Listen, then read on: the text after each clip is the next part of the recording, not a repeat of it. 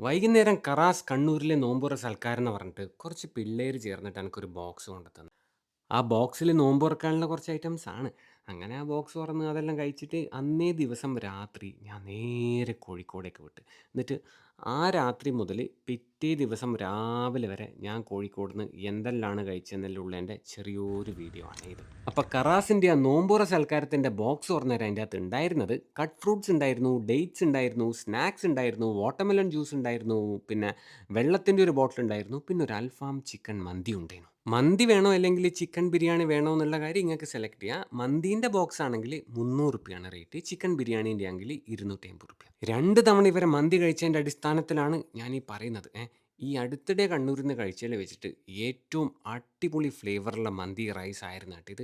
അൽഫാം ഭയങ്കരമാണെന്ന് പറയുന്നില്ല, പക്ഷെ മന്തി റൈസിൻ്റെ ഫ്ലേവർ അതെനിക്ക് വല്ലാണ്ട് അങ്ങോട്ട് ഇഷ്ടപ്പെട്ടു. പിന്നെ ഇവരെന്നെ കണ്ണൂർ പയ്യാമ്പലം ബീച്ചിൽ നല്ല വൈബായിട്ട് ഇരുന്നിട്ട് നോമ്പ് തുറക്കാൻ പറ്റുന്ന ഒരു സെറ്റപ്പും സെറ്റാക്കിയിട്ടുണ്ട്. ആടെ പോയിരുന്നിട്ട് ഞാൻ ഈ മന്തി കഴിച്ചിനെ. ആടുന്ന് മന്തി കഴിക്കുമ്പോൾ 350 റുപ്യാവും. ആടുന്ന് നിങ്ങൾ ചിക്കൻ ബിരിയാണിയാണ് കഴിക്കുന്നെങ്കിൽ അതിന് 300 റുപ്യാവും. അതായത് 50 റുപ്യ കൂടും. അങ്ങനെ അതെല്ലാം കഴിച്ച് അന്നേ ദിവസം രാത്രി ഒരു 8:30 ഞാൻ വീട്ടിൽ നിന്ന് വിട്ട് നേരെ കോഴിക്കോടേക്ക്. പ്രത്യേകിച്ച് ഒരു ഉദ്ദേശമില്ല, ഒന്നുമില്ല. വെറുതെ വീട്ടിലിരിക്കുമ്പോൾ ഒന്ന് കോഴിക്കോട് പോയിട്ട് രാവിലെ വരെ ലൈറ്റായിട്ട് എന്തെങ്കിലും കഴിച്ചിട്ട് തിരിച്ച് വീട്ടിലേക്ക് വരാമെന്ന് വിചാരിച്ച്. അതായിരുന്നു പ്ലാൻ. അങ്ങനെ പോകുന്ന വഴിക്ക് ഒരു റെസ്റ്റോറൻറ്റിൽ നിർത്തിയിട്ട് ആടുന്ന് ഒരു കഷ്ണം പുട്ടും വാങ്ങിച്ച് ഒരു ക്വാർട്ടർ പോർഷൻ ചിക്കൻ കറിയും പറഞ്ഞ് ഇനി ഇത് കഴിക്കുമ്പോൾ കുടിക്കാനായിട്ട് ലൈറ്റ് വിത്തൗട്ട് കട്ടനും പറഞ്ഞിട്ടുണ്ട് കേട്ടോ. ഇത് നമ്മളെ ബൈപ്പാസിലെ മറ്റേ തട്ടുകട റെസ്റ്റോറൻ്റ് ഇല്ലേ, അതാണേ. ഒരു ഗ്ലാസ് കട്ടൻ ചായ മാത്രം കുടിക്കാമെന്ന് വിചാരിച്ച് കയറിയതാണ്. പിന്നെ ഇവിടെ കയറിയതുകൊണ്ട് ഇവിടുന്ന് കുറേ ആളുകൾ പുട്ടും വെള്ളയപ്പവും പൊറോട്ടയും ചിക്കൻ ഫ്രൈയും ചിക്കൻ കറി എല്ലാം കഴിക്കുന്നു. അന്നേരം പിന്നെ എനക്കും ആശയായി. അങ്ങനെയാണ് ഞാൻ ലൈറ്റായിട്ട് ഇവിടുന്ന് കഴിച്ചത് കേട്ടോ. അങ്ങനെ അത് കഴിഞ്ഞിട്ട് പിന്നെ നേരെ കോഴിക്കോട് ബീച്ചിൻ്റെ അങ്ങേ അറ്റത്തുള്ള മറ്റേ മുഗ്ദാർ ബീച്ചില്ലേ, ആ സൈഡിലേക്ക് വെച്ച് പിടിച്ച്. രാത്രി ഒരു മണി 1:30 ആകുമ്പോഴാണ് ഞാൻ ആ ഒരു ഏരിയയിൽ എത്തുന്നത് തന്നെ. അന്നേരം അവിടുത്തെ തിരക്ക് കാണുന്നപ്പോൾ എൻ്റെ അമ്മോ, വണ്ടിയൊന്നും നിർത്താൻ സ്ഥലമില്ല.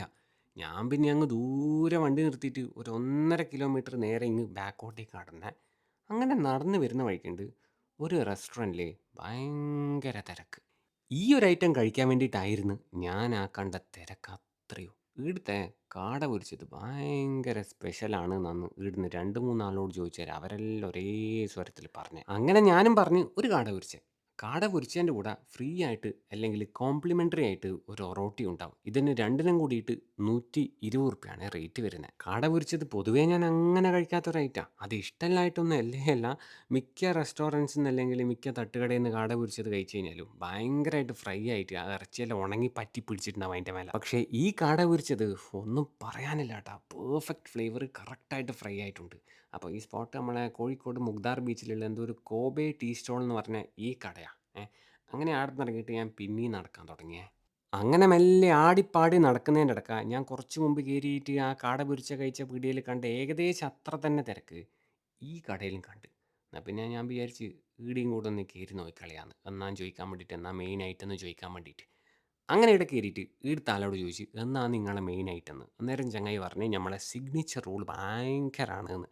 130 റുപ്യാണ് ഇതിൻ്റെ റേറ്റ് വരുന്നത്. റുമാലി റൊട്ടിയിൽ 2 ടൈപ്പിലുള്ള മയോണൈസും കെച്ചപ്പും തേച്ചിട്ട് അതിൻ്റെ അകത്ത് ചിക്കൻ ടിക്ക നുള്ളി പൊളിച്ചിട്ടിട്ട് പിന്നെ അതിൻ്റെ മേലെ ക്യാബേജെല്ലാം ഇട്ടിട്ട് ആ കനലടുപ്പിൽ ചുട്ടെടുക്കുന്നതാണ് ഇവിടുത്തെ ഈ റോളെ. ക്വാണ്ടിറ്റി എല്ലാം ആ റേറ്റിന് സെറ്റാണ്, പക്ഷേ ടേസ്റ്റ് എനിക്ക് തീരെ ഇഷ്ടമായിട്ടില്ല. ആ 2 മയോണൈസിൻ്റെ ഫ്ലേവറും കൊള്ളാം, പക്ഷേ അതിൻ്റെ അകത്തിട്ട് ചിക്കൻ കബാബിനൊന്നും പ്രത്യേകിച്ച് ഒരു വികാരം ഉണ്ടായിട്ടില്ല. പിന്നെ ചിക്കൻ കബാബെല്ലാം ഭയങ്കര തണുത്തിട്ടുണ്ടായിരുന്നത്. അപ്പോൾ ഈ സ്പോട്ട് കോഴിക്കോട് മുഗ്ദാർ ബീച്ചിലെ ദില്ലി കബാബ.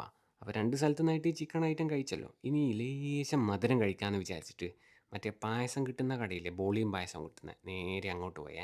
ഇതിൻ്റെ ഒരു വീഡിയോ നമ്മൾ ഇതിനു മുമ്പ് ഒരു തവണ ചെയ്തിട്ടുണ്ട്. അപ്പോൾ ആ പാലട തേച്ചും ബോളീൻ്റെ മേലേക്ക് അങ്ങോട്ട് ഒഴിച്ചതിന് ശേഷം ഒരു 5 മിനിറ്റ് കാത്തു നിന്നേ ആ ബോളി പാലടയിൽ അങ്ങോട്ട് കുതിരാൻ വേണ്ടിയിട്ട്. എന്നിട്ട് ബോളിയിൽ നിന്നൊരു കഷ്ണം ഇതാ എങ്ങനെ ഇങ്ങോട്ട് എടുത്തിട്ട് പാലടയിൽ നല്ലോണം അങ്ങോട്ട് മുക്കിയിട്ട് കഴിച്ച്. ആക്കാൻ മാത്രമൊന്നുമില്ല, ഒരു ആവറേജ് കേട്ടോ. അതിന് ശേഷം പരിപ്പ് പ്രഥമനും കഴിച്ചേ. ഇത് തീരെ പോലെയാണ്, ഭയങ്കര ഏലക്കായൻ്റെ എല്ലാം കുത്ത്. ആടെ ഇറങ്ങിയിട്ട് നേരെ ഒരു ബുഫേ കഴിക്കാൻ പോകാമെന്ന് വിചാരിച്ചേ. പിന്നെ രാത്രി 2 മണിക്ക് കോഴിക്കോട് ഏടിയും ബുഫേ ഇല്ല. ഞാനൊരു 8-10 റെസ്റ്റോറൻറ്റ്സിൽ വിളിച്ച് നോക്കി, ഏടിയുമില്ല. പിന്നെ ആടുന്ന് നേരെ സ്റ്റാർബക്സിലാണ് പോയത് രാത്രി 2 മണിക്ക്. അന്നേരം ആടെ എന്തോ ക്ലീനിങ് എന്തോ പെസ്റ്റിസൈഡ് അടിക്കുന്ന അങ്ങനെ എന്തോ പറഞ്ഞു. അതുകൊണ്ട് ഇപ്പം പൂട്ട് രാവിലെ തുറക്കുമെന്ന് പറഞ്ഞു. അപ്പോൾ ആടന്നെ അതിൻ്റെ കുറച്ച് ഇപ്പുറത്തെ സൈഡിലുള്ള ഹഗ്ഗമക്കില്ലേ, ബീച്ചിൻ്റെ അടുത്ത് തന്നെയുള്ള ആടെ പോയിട്ട് ആടുന്നൊരു ബട്ടർ ക്രുസോനും കഴിച്ച് പിന്നെ ഒരു ഇത് ലാറ്റയും കഴിച്ച് കേട്ടാ. ബട്ടർ കുസോണിന് 90 റേറ്റ്, ലാറ്റയ്ക്ക് 185 തോന്നുന്നു. പിന്നെ കോഴിക്കോട് ബീച്ചിലൂട്ടിയെല്ലാം അങ്ങോട്ടും ഇങ്ങോട്ടെല്ലാം നടന്നിട്ട് രാവിലെ 6 മണിയാക്കി. എന്തിനാണെന്നറിയാം? ദാ ഈടെ കയറി ബ്രേക്ക്ഫാസ്റ്റ് കഴിക്കാൻ വേണ്ടിയിട്ട്. കുറേ കാലമായി പാരഗണിന്ന് ബ്രേക്ക്ഫാസ്റ്റ് കഴിച്ചിട്ട്. അതുകൊണ്ട് ഇത് തുറക്കുന്നത് വരെ വെയിറ്റ് ചെയ്തതാണ്. 6 മണിക്ക് ഓപ്പൺ ആവുക. 6 മണിക്ക് ഓപ്പൺ ആയപാടെ ഇങ്ങോട്ട് വന്നേനെ. പിന്നെ റെസ്റ്റോറൻറ്റ് ഓപ്പൺ ആയപാടെ എല്ലാ ഐറ്റം അവിടെ ഉണ്ടാവില്ലല്ലോ. ഓരോ ഐറ്റം ഇങ്ങനെ റെഡിയായി വരുന്നേ ഉള്ളൂ. ഞാൻ പോയൊരാടെ ആകെ ഉണ്ടായിരുന്നത് ഇഡ്ഡലിയും പിന്നെ ദോശയും ഉപ്മാവുമാണ്. ഞാൻ ആദ്യം ഒരു ഉപ്മാവ് കഴിച്ചു. ഉപ്മാവിന് എന്നാൽ അപ്പം അങ്ങനെ ഭയങ്കരമായിട്ട് വർണ്ണിക്കാൻ മാത്രമൊന്നും ഉണ്ടാവില്ലല്ലോ. എന്തായാലും ഉപ്മാവല്ലേ. അതിന് ശേഷം ഒരു ഗ്ലാസ് ചൂട് വിത്തൗട്ട് ചായയും കുടിച്ച്. ആദ്യം കഴിച്ച ഉപ്മാവ് ഓർഡർ ചെയ്യുന്നതിന് മുന്നേ തന്നെ അതിന് ശേഷം കഴിച്ച ഈ ചിക്കൻ സ്റ്റൂവും വെള്ളയപ്പവും ഞാൻ ഓർഡർ ചെയ്തിട്ടുണ്ടായിരുന്നു. പക്ഷേ ഇത് റെഡിയാവാൻ കുറച്ച് സമയം എടുക്കുന്ന അന്നേരം മൂപ്പര് പറഞ്ഞു ഒരു അരമണിക്കൂർ കഴിഞ്ഞിട്ടാണ് കേട്ടോ ഇത് എൻ്റെ മുന്നിലേക്ക് എത്തിയത്. വെള്ളയപ്പവും ചിക്കൻ സ്റ്റൂവും ഒന്നും പറയാനില്ല, സെറ്റേനും കേട്ടോ. പിന്നെ പാരഗണിന് കഴിക്കാൻ വേണ്ടിയിട്ട് മാത്രമാണ് പുലർച്ചയ്ക്ക് ഞാൻ തിരിച്ച് നാട്ടിലേക്ക് പോകാണ്ട് രാവിലെ ഇത് തുറക്കുന്നത് വരെ ഇവിടെ വെയിറ്റ് ചെയ്തത്. പക്ഷേ ഇവിടുത്തെ ഒരു സ്റ്റാഫിൻ്റെ, അതായത് എനിക്ക് സെർവ് ചെയ്ത ഒരു സ്റ്റാഫിൻ്റെ ബിഹേവിയർ മാത്രം നല്ല ബോറായിരുന്നു.